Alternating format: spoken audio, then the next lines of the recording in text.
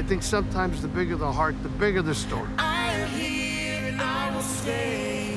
Just give it some time. I built a sandcastle with my son. Though you walk alone, I'm not far behind. First off, I want to ask, what inspired you to tell the story in Learning You, and how did the idea first come about? Yeah, I'm a pastor at a church in Southern Indiana, and our ministry is unique because we use film for ministry a lot. And one of the other producers on our staff has a 35-year-old autistic daughter. And so when we got the script submitted to us, immediately he was connected with it. And so we saw an opportunity to use a film to spread awareness for the parents and caregivers of children with autism and pair that with a tangible ministry. So that's kind of how the story came about. We saw an opportunity to make a movie that I think people will enjoy, but also pair that with kind of a 5-year ministry plan that we're going to be doing here at our church. Oh, wow. That's amazing. My oldest brother, he actually is autistic, severely autistic. So watching the trailer, I almost started crying because there were so many moments that I related to and I understood and I knew. How did you keep it as authentic as possible while still telling the story? That was super important to us, especially because Mark, one of our producers, having that child himself, knew exactly what it was like to be a parent of someone severely autistic. And one of the main critiques that we had heard from other films, specifically in the faith-based genre that touched on autism, was that they romanticized autism to where kind of it's a fairy tale ending, where everything just gets better at the end. And we didn't want to tell that story. We wanted to tell a story where two people, a father and a son, had to learn each other. And I think there's something powerful about that, knowing that one day when Jesus comes back, everything's going to be perfect. But until then, life happens. And we want to be able to give a voice to these parents and these children that don't really have one, that are very misunderstood, very isolated. And it was just ultra important for us to be authentic within that. So we had parents of people with autism on set with us. We had autistic actors in the film. And then the lead in the movie, John Wells, his son is profoundly autistic as well. So he is not only acting this out, but he's living this out in real life too. Love is kind. One of the most tender threads in Learning You is how Ty slowly begins to understand Elijah's world. At first, every meltdown feels like rejection. Every silence feels like distance. But as the story unfolds, Ty realizes Elijah isn't trying to push him away. He's simply processing life differently. It's a beautiful picture of discipleship, really. Because learning someone takes time.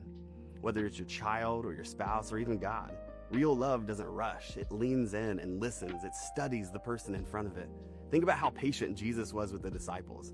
They misunderstood his parables. They argued about who was the greatest. They fell asleep when he asked them to pray. And yet he didn't fire them. He kept walking with them. That's what love looks like. Obedience in the same direction. Sometimes we want instant understanding, instant harmony, instant healing, but the kingdom of God, it moves at the pace of relationship, not efficiency. You can't microwave trust, you cultivate it. So if you're frustrated because someone in your life doesn't get it yet, don't quit. Keep showing up, keep learning them, because the longer you walk with someone in love, the more you reflect the heart of God who's been learning you since before you took your first breath. Yeah, so we've worked with Daniel Roebuck in the past, who people would be familiar with him from the TV show Lost or Matlock or The Fugitive, or he's been in like everything over the last 40 years, Glee. Yeah, he has become a dear friend of ours now and ended up co-producing the film. And so through some of his connections, we were able to work with people like Stacey Heidick, who is the lead on Days of Our Lives. She came in and immediately became like the mother on set. So she just embraced our autistic actor, and they were so close. We have behind the scenes pictures of them just like cuddled up on the couch together. It was so incredible. But for someone of that stature with 2 Emmys to come in and like be that humble was amazing. So those two just knocked it out of the park. And then we've worked with Cameron Arnett in the past from The Forge, Overcomer. He was in our last film as well. And so just getting to work with people from all over the country here in our small town in Indiana was awesome. Did you have to brace them on anything when coming to work with people with autism? Yeah, so the lead actor in the film that plays Elijah, the main character, the son, he is not autistic. When you watch the film, there are dream sequences where the dad is dreaming of what it would be like to have a son not autistic. It's heart-wrenching. So we had to find an actor that could pull that off, which was like really hard. We really would have loved to have an autistic actor play that, but it's nearly impossible for them to pull off the normal part, which sounds terrible, but it's just the reality. And so Caleb actually spent about 6 months volunteering with Autism Oklahoma. He's from Oklahoma City.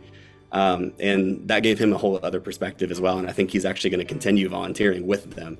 But that was about a 6-month process just for the main actor to get experience with people with autism. That's amazing. Now, lastly, before people can go and see this movie, what can they expect? What should they expect? And what do you hope is the message that they take away after they see this film? Yeah, this film is a labor of love. And the best way I can describe the way it was written by a dad who has a profoundly autistic son named Elijah. And he wrote it as a love letter to a kid that he can't communicate with very well. And I think we take that heart, and that's what people will experience in the film. It will feel like a love letter to both parents and caregivers of kids with autism, and also shine the light on how they are still God's image and how they're not there to be fixed, but they're there to be learned from, and then they can learn from their parents as well. And so when you take that mindset, there's this overwhelming sense of peace and acceptance, rather than here's what I can change. It's here's how we can learn and grow together. And that's really the spirit of the film. We tell it in a really creative way. There's a giant talking polar bear played by a WWE wrestler, and it's very, very creative. But the heart of the film is really a father and son learning how to live together in acceptance of the situation that they have, trusting that God's got a plan for this. That's absolutely beautiful. Tyler, thank you so much for taking the time and talking with us today. Yes, thank you guys so much.